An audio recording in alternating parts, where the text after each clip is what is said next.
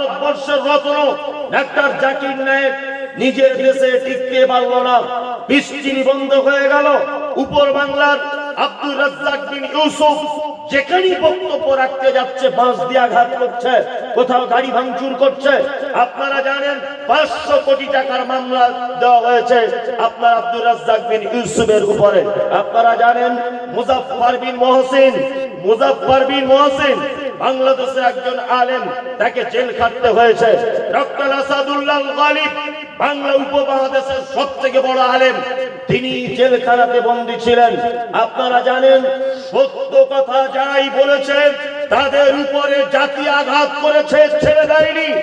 আজও পর্যন্ত যে সমস্ত আলেম ওলামারা বক্তব্যের মাঝে বক্তব্য রাখছে, বক্তব্য রাখার পরে সবাই নারে তাকবীর আল্লাহু আকবার দিয়ে তাকে গাড়িতে তুলে ফুলের মালা দিয়ে বাড়ি পাঠিয়ে দিচ্ছে। ভেবে নিতে হবে বক্তা এখনো পর্যন্ত সত্য কথা বলেনি। মুহাম্মদ সাল্লাল্লাহু আলাইহি ওয়াসাল্লামকে আল্লাহ তাআলা বলছেন, নবী আপনার কাছে যে কিতাব অবতীর্ণ করা হয়েছে, আপনি মানুষকে দাঁড়াতে ভয় দেখান, ভয় দেখাতে গিয়ে সমস্যা হতে পারে। সমস্যা হলে আপনার মনে যেন কোনো ভয় ভীতি যেন কাজ না যেন করে। তার মানে আজও পর্যন্ত পবিত্র আল কোরআনের সঠিক কথা বললে মানুষ রেগে যাবে। যাবে কি যাবে না? যাবে না। আজও পর্যন্ত সঠিক কথা বলতে গেলে রেগে যাবে। আনোয়ারুল হক ফাইজি সাহেবের নাম শুনেছেন? আব্দুল্লাহ সালাতি সাহেবের নাম শুনেছেন? আসামে কোন এক মোনাজারা করতে গিয়ে, এটা আমার শোনা গল্প, আমি দেখিনি, শোনা গল্প বলা ঠিক নয়, তবু আমি ওনার মুখ থেকে শুনেছি, ওই জন্য বলছি। আসামে কোন এক জায়গায় মোনাজারা করতে গিয়ে ঘরের ভিতরে তালা মেরে দিয়ে পেট্রোল কেরোসিন দিয়ে তাদেরকে আগুন ধরাবার ব্যবস্থা করা হয়েছিল। কি বললাম বুঝতে পারছেন? সারা ভারত, পাকিস্তান, বাংলাদেশের একটা পীর সাহেবকে দেখুন তো, যে পীর সাহেবকে মারা হয়েছে, যে পীর সাহেবকে জেলখানাতে আছে, বাংলাদেশের অজস্র আলেমরা জেলখানাতে বন্দী হয়েছে। একটা পীর সাহেবকে দেখাম তো এই পীর সাহেব জেলখানাতে গেছে? নাই। কারণ পীর সাহেব তো কোরআনের কথা বলে না। ওর বাপ কি করেছিল, কোথায় পেচ্ছাপ করেছিল, ওর বাপের পেচ্ছাপের রং কেমন, এইগুলো সারা জীবন বলে। ওর বাপের পেচ্ছাপ একদিন শরবত বলে খেয়ে ক্যান্সার ভালো হয়ে গেছে, ওর ওই বক্তব্য, ওর আর কোনো বক্তব্য নাই। কি বললাম বুঝলেন তো? কোরআনের সঠিক কথা বললে অশান্তি কি এক শ্রেণীর মানুষ করবে, করবে কি করবে না, এক শ্রেণীর মানুষ, তবে সবাই নয়, এক শ্রেণীর মানুষ। আল্লাহ বলছে মুমিনদের জন্য রয়েছে তো অনেক অনেক উপদেশ। তারপরে আল্লাহ তাআলা 3 নম্বর আয়াতে বলছেন কি, ইত্তাবিউ মা উনজিলা ইলাইকুম মির রাব্বিকুম ওয়া লা তাত্তাবিউ মিন দুনিহি আউলিয়া কলিলাম মা তাযাক্কারুন। কোরআন আল্লাহ বলছে ইত্তাবিউ, তোমরা আনুগত্য করো কার? মা উনজিলা ইলাইকুম মির রাব্বিকুম, তোমার রবের পক্ষ থেকে যেটা অবতীর্ণ করা হয়েছে। রবের পক্ষ থেকে অবতীর্ণ করা হয়েছে কি? আল কোরআন। বর্তমানে কিছু মানুষ আবার বার হয়েছে, ভণ্ড দল, এরা বলছে আমরা আহলে কোরআন, শুধু কোরআন মানি, হাদিস মানি না। এরকম একটা দল আছে, পানি আছে কি দেওয়া যাবে? কই বিসমিল্লাহ, দাঁড়ান।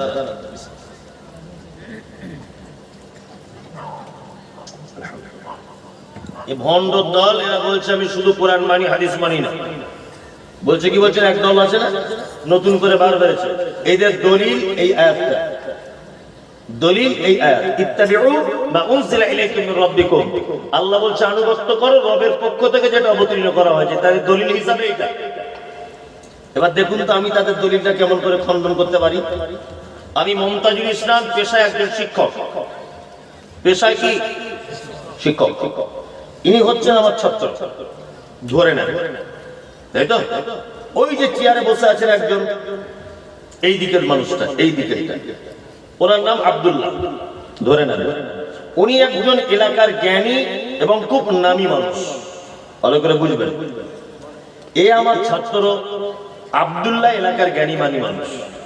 আমি 2 মিনিটের জন্য আপনাকে তুমি বলে কথা বলছি, কিছু মনে করবেন না, বোঝানোর জন্য।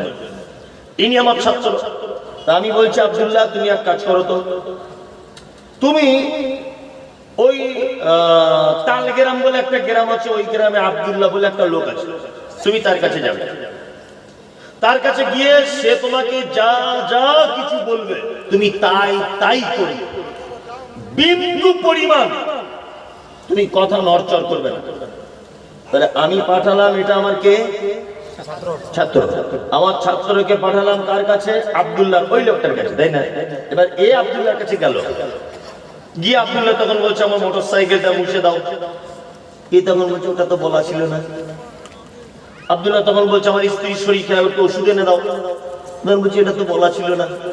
আচ্ছা আমি বলেছি যা যা বলে তাই তাই শুনবে। তাহলে এখানে আর নাম করে কিছু কিছু বলার প্রয়োজন আছে? আচ্ছা এবারে ও যখন বলছে আমার মোটরসাইকেলটা মুছে দাও, এ তখন বলছে করবো না। ও যখন বলছে ওই সব চেনে দাও, তখন বলছে আনবো না। আচ্ছা বলুন তো, এ আমার ছাত্র, ওনার কথা যদি অবাধ্য হয় তাহলে ওনাকে অপমান করলো না আমাকে অপমান করলো? কোনটা? হ্যাঁ আমাকে, তাই না? আমাকে অপমান করলো, কারণ আমি তো বড় মুখ করে সম্মান করে ওনার কাছে পাঠিয়েছি। তাহলে এ যদি ওনার কথার অবাধ্য হয় তাহলে আমাকে অপমান করলো, তাই তো? আল্লাহ কোরআন মাজিদে বলছেন কুল, নবী আপনি বলুন, ইন কুনতুম তুহিব্বুনাল্লাহ ফাত্তাবিউনি, তারা যদি আমার ভালোবাসা যদি পেতে চায়, ফাত্তাবিউনি, তারা যেন আপনার আনুগত্য করে। ভালো করে বুঝবেন, আমাদের তাহলে শিক্ষককে আল্লাহ, তাই তো? আমরা হলাম ছাত্র, তাই তো? আর আমাদেরকে আল্লাহ যেতে বলছেন কার কাছে? মুহাম্মাদের কাছে। ফাত্তাবিউনি, তার আনুগত্য করো। এখন আমরা যদি মুহাম্মাদের আনুগত্য না করি তাহলে আল্লাহকে অপমান করা হলো কি হলো না? হলো। বোঝাতে পারলাম? তার মানে আহলে কোরআন নামক আহলে শয়তান আর টিকতে পারলো না। আল্লাহ তো নিজে বলছে আমার ভালোবাসা যদি পেতে চাও নবীর আনুগত্য করো, তাই না? আমরা আবার এর ভিতরে অনেক গেঁড়া কল আছে। আমরা শুধু কোরআন হাদিস আর নবীকে মেনে নেবো তা নয়। আমি বারবার বলছি এটা আল্লাহর নবী বলেছে, আর বারবার বলছে আবু হানিফা বলেছে। কি আজব ব্যাপার! আমি বারবার বলছি এ কথা আল্লাহর নবীর থেকে প্রমাণ পাওয়া যায় না, ও বলছে বারবার বড় হুজুর করেছে। আচ্ছা বলুন তো, বড় হুজুর কি ইসলামের প্রমাণ? প্রমাণ? এদের আবার একটা দলিল আছে, কি? ইয়া আইয়ুহাল্লাযীনা আমানু আতিউল্লাহ ওয়া আতিউর রাসূল ওয়া উলিল আমরি মিনকুম। এদের দলিল হচ্ছে এটা। আল্লাহ বলেছেন আনুগত্য করো কার? আল্লাহ। আনুগত্য করো কার? নবীর। ওয়া উলিল আমরি মিনকুম, তোমাদের মধ্যে বর্তমানে যারা উলিল আমর আছে তোমরা তাদের কাছে ধর্মীয় ব্যাপারে কিছু জানতে যাও। ফাইন তারাজাতুম ফি শাইইন ফারদিনাল্লাহি ওয়া রাসূল, তারা যদি তোমার সমস্যার সমাধান করে দিতে না পারে তাহলে তোমরা ফেরত চলে এসো আল্লাহ এবং তার রাসূলের কাছে, এটাই তোমাদের জন্য কল্যাণ। এখানে একটা কথা বলে রাখছি, সেটা হচ্ছে এই বক্তব্যটা সবার পছন্দ হবে না আমি জানি, করাতের মতো লাগবে। তবে করাতের মতো লাগলেও কিছু করার নেই, এটা আমাকে বলতেই হবে, আপনাকে শুনতেই হবে। সেটা হচ্ছে এই পবিত্র আল কোরআনে আল্লাহ সুবহানাহু ওয়া তাআলা যত জায়গাতে উলি শব্দ ব্যবহার করেছেন, উলি শব্দটা হচ্ছে বহু বচন। আপনি আরবি ডিকশনারি খুলে দেখেন, আরবি আলেম ওলামারা যারা বসে আছেন আপনারা বুঝতে পারছেন উলি শব্দ বহু বচন, এক বচন নয়। দুই, পবিত্র আল কোরআনে যত জায়গাতে মিনকুম শব্দ ব্যবহার করা হয়েছে প্রতিটা জায়গাতে জীবিত মানুষদের জন্য মিনকুম শব্দ ব্যবহার করা হয়েছে। প্রমাণ আল্লাহ তাআলা বলছেন ফামান কানা মিনকুম মারিজান আও আলা সাফারিন ফাইদ্দাতুম মিন আইয়ামিন উখার। রমজান মাসের ভিতরে তোমাদের মধ্যে ফামান কানা মিনকুম, তোমাদের মধ্যে যদি কেউ অসুখে পড়ে যায় তাহলে সে যেন দিনগুলো অন্য দিনে পূরণ করে দেয়। কেউ যদি মুসাফির অবস্থায় সফর করে সে যেন দিনগুলো অন্য দিনে পূরণ করে দেয়। আচ্ছা বলুন তো, আল্লাহ রমজান মাসের বর্তমানে যারা আছে এদের মধ্যে যারা অসুস্থ না যারা মরে গেছে অসুস্থ, কোনটা? যারা বর্তমানে আছে, বর্তমানে যারা আছে, তাই না? আল্লাহ তাআলা বলছেন উলিল আমরি মিনকুম, বর্তমানে তোমাদের ভিতরে জীবিত আছে যারা উলিল আমর, তাদের কাছে তোমরা যাও কোন সমস্যায় পড়ে গেলে। উলিল আমরের অনেক ব্যাখ্যা। উলিল আমর ওই লোক যার দ্বারাতে, যার কথাতে একটা সমাজের মানুষ তার কথা অনুযায়ী চলে, একটা রাজ্যের মানুষ তার কথা অনুযায়ী চলে, একটা অঞ্চলের মানুষ তার কথা অনুযায়ী চলে। এইরকম কোন একটা ধর্মীয় পণ্ডিতদের কাছে তোমরা যাও বর্তমানে যে বেঁচে আছে। এইবার আপনাদেরকে একটা কথা, আল্লাহ নবী সাল্লাল্লাহু আলাইহি ওয়াসাল্লাম মারা গেছেন কত হিজরিতে? বলুন, জানা আছে? জানা আছে। ইয়েস, 11 হিজরিতে। উনি আলেম মানুষ ওই জন্য বলছেন 11 হিজরিতে, তাই তো? এবার আপনাকে একটা প্রশ্ন করি, ইমাম আবু হানিফা জন্ম হয়েছেন কত হিজরিতে? 80 হিজরি। কত? 80 হিজরি। তাহলে আল্লাহর নবী 11 হিজরিতে মারা গেলেন, তাহলে নবীজির কত বছর পর আবু হানিফার জন্ম? 69 বছর, তাই না? এবার আপনাদের কাছে আমার প্রশ্ন, নিশ্চয় মায়ের পেট থেকে তিনি ইমাম হননি, পড়াশোনা করতে হয়েছে। আমি যুক্তি তর্কের খাতিরে ধরে নিলাম 10 বছর ইমাম হয়েছেন, 10 বছরে ধরে নেন। তাহলে আল্লাহ নবী মারা যাওয়ার পর ইমাম হওয়া পর্যন্ত কত বছর লাগলো?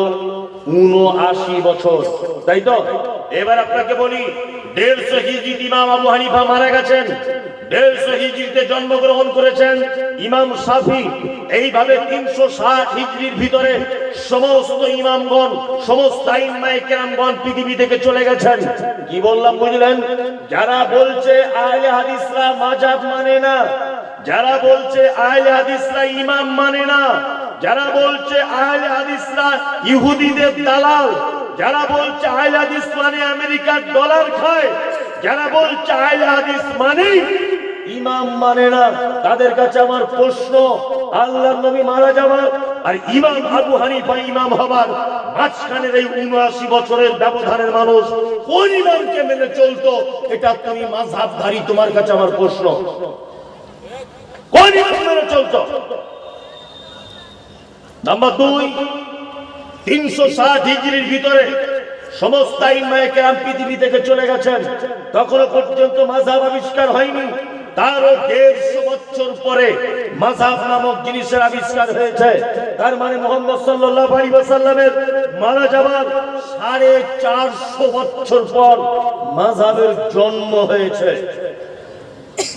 এইবার আপনার কাছে আমার প্রশ্ন, আপনি বারবার বলছেন, আমরা বারবার বলছি এটা হাদিসে আছে, আর আপনি বারবার বলছেন এটা অমুক লোক বলেছে।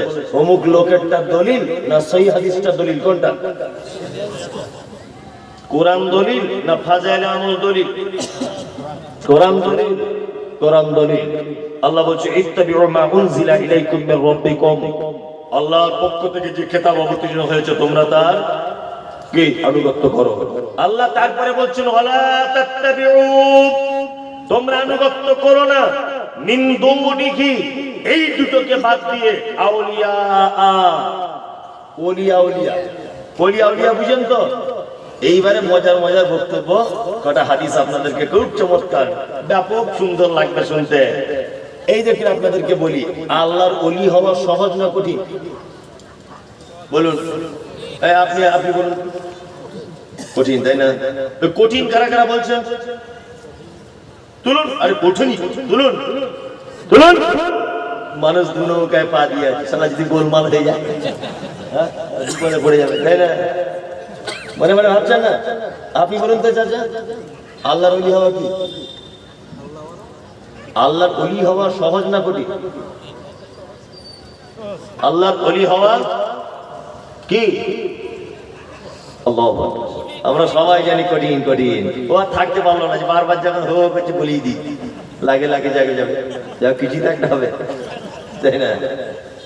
আল্লাহর ওলি হওয়া সব থেকে জলের মতো সহজ, কিন্তু আমাদেরকে আল্লাহর ওলি হওয়ার ব্যাপারে এমন করে বোঝানো হয়েছে, মানে সাংঘাতিক ব্যাপার। কেমন করে বোঝানো হয়েছে? ও বন্ধুরে আমার, অমুক জায়গাতে একটা আল্লাহর ওলি ছিল, 30 বছর বিয়ে করেনি, জঙ্গলে বাস করতো, 30 বছর বড় বড় তার গোঁফ, মাথার চুলগুলো বড় বড়, জীবনে বিরাজ করতো না, মাথায় সব ভিতরে উকুন হয়ে গেছে, একটা ঠ্যাংটার গাছের উপরে এরকম ভাবে টাঙানো থাকতো। এত বড় আল্লাহর ওলি, জীবনে মেয়ে ছেলেদের মুখ দেখেনি। ও হচ্ছে পাক্কা শয়তান, ওলি হবে শয়তান, ওটা পাক্কা শয়তান, তাই না? হ্যাঁ, এবার আপনাদেরকে বলি আল্লাহর ওলিদের ঘটনা বলা হয়। বন্ধুরা আমার, অমুক জায়গাতে একটা আল্লাহর ওলি ছিল। আল্লাহর ওলি সুন্দরবনে বেড়াতে গেছেন, নৌকায় করে নদীতে ঘুরছেন। হঠাৎ করে সুন্দরবনের একটা বাঘ এসে নৌকায় ঝাঁপ দিয়ে দিল। আল্লাহর ওলি তখন বলছে, একটা বিয়াদব, আমি আল্লাহর ওলি। তখন বাঘ বলছে, হুজুর ভুল হয়ে গেছে, মাফ করে দেন। বাঘ